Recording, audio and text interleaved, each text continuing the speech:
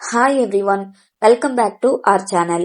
இன்னைக்கு நம்ம பார்க்க போற டாபிக் நிறைய பேர் ஈஸின்னு நினைக்கிற பிரியாம்பிள் தான்.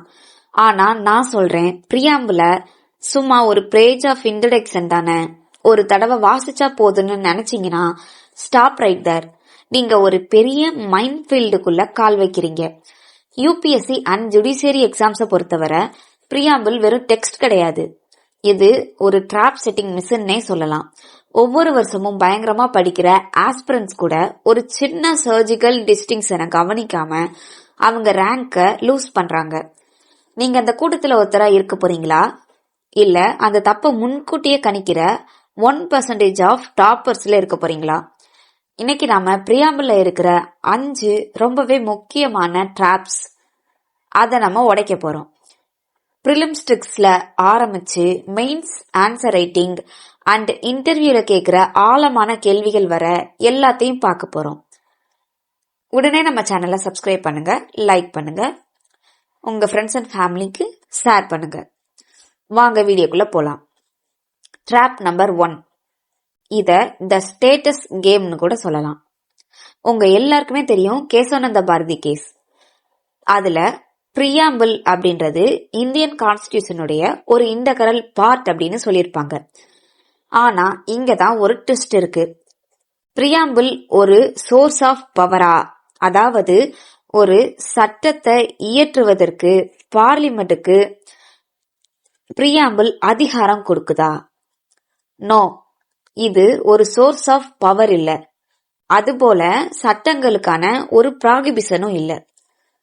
இத நீங்க மெயின்ஸ்ல எழுதும் போது இல்லனா இன்டர்வியூல சொல்லும் போது ஒரு இன்டர்பிரேட்டிவ் கீ அப்படின்னு தான் மென்ஷன் பண்ணணும்.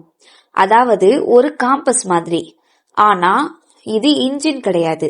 எம்சிக்யூல பிரியாம்பிள் அப்படின்றது என்ஃபோர்சபிளா அப்படின்னு கேட்கும்போது நீங்க கண்ணை மூடிட்டு நான் ஜஸ்டிசியபிள் அப்படின்னு சொல்லணும்.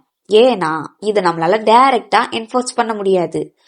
இன்டைரக்டா கான்ஸ்டிடியூஷன் ப்ரொவிஷன்ஸ் கீழ தான் நம்மளால என்ஃபோர்ஸ் பண்ண முடியும். இங்க இந்த தப்ப மட்டும் பண்ணிடாதீங்க. அடுத்ததா ரேங்க் மேக்கர்ஸ் கேக்குற முக்கியமான கேள்வி, அதுல டாப்பர்ஸ தனியா காட்டக்கூடிய ஒரு விஷயம். Next, drop number 2, amendment and ordinance power.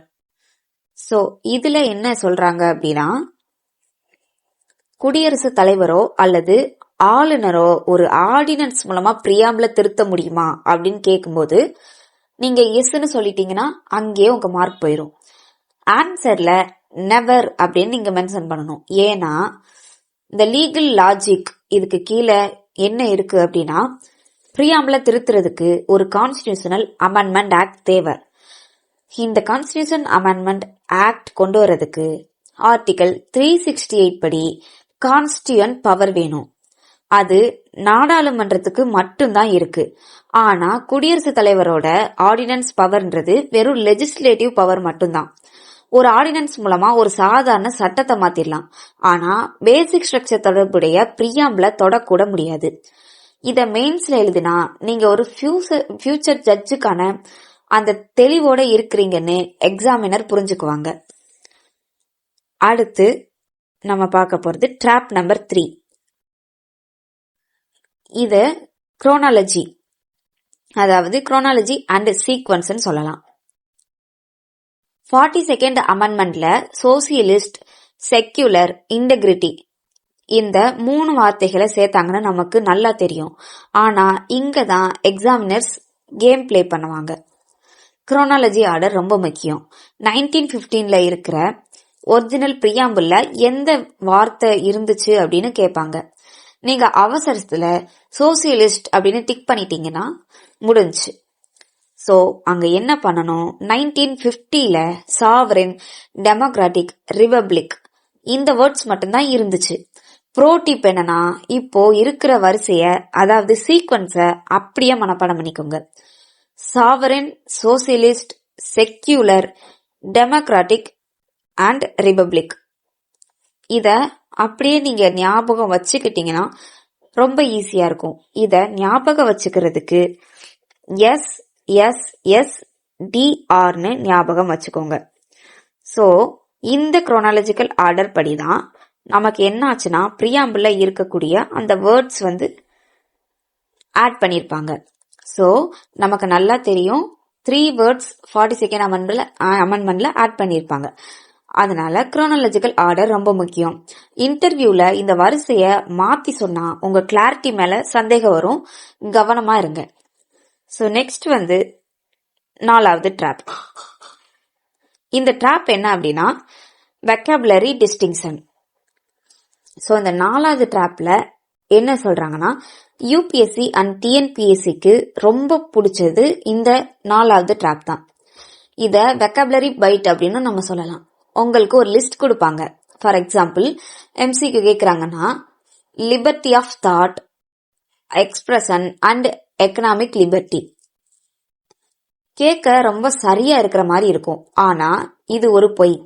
Economic அப்படின்ற வார்த்தை ஜஸ்டிஸ் கூட வரும், லிபர்ட்டி கூட வராது. பிரியாம்பிள் எக்கனாமிக் ஜஸ்டிஸ் தருது, ஆனா எக்கனாமிக் லிபர்ட்டி கிடையாது. இந்த ஒரு வார்த்தை குழப்பத்துல ஆயிரக்கணக்கான பேர் பிரிலிம்ஸ்ல ஃபெயில் ஆகுறாங்க. ஆப்ஷனை வாசிக்கும் போது ஒவ்வொரு வார்த்தையும் கவனிங்க. நெக்ஸ்ட் கடைசி ட்ராப், ட்ராப் நம்பர் 5, செக்குலரிசம். இதுல இந்தியன் வெர்சஸ் வெஸ்டர்ன் செக்குலரிசம்.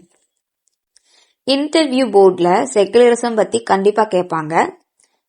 இதுல மேற்கத்திய நாடுகளோட செக்குலரிசமும் இந்தியாவோட செக்குலரிசமும் ஒன்னா அப்படின்னு கேட்டாங்கன்னா ஆமான்னு சொல்லிடாதீங்க. த வின்னிங் ஆன்சர் என்ன அப்படின்னா மேற்கத்திய நாடுகள்ல அது நெகட்டிவ் சோசியலிசம், அதாவது நெகட்டிவ் செக்குலரிசம்னு சொல்லுவாங்க, இல்லனா வால் ஆஃப் செப்பரேஷன்.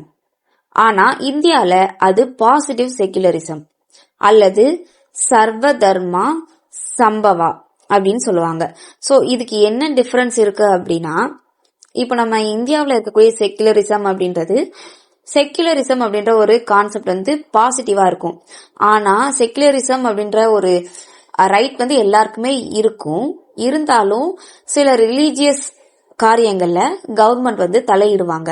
அதாவது ஃபண்டிங்கு, இந்த மாதிரி ஒரு சில கவர்னிங், இந்த மாதிரி ஒரு சில விஷயங்களை தலையிடுவாங்க.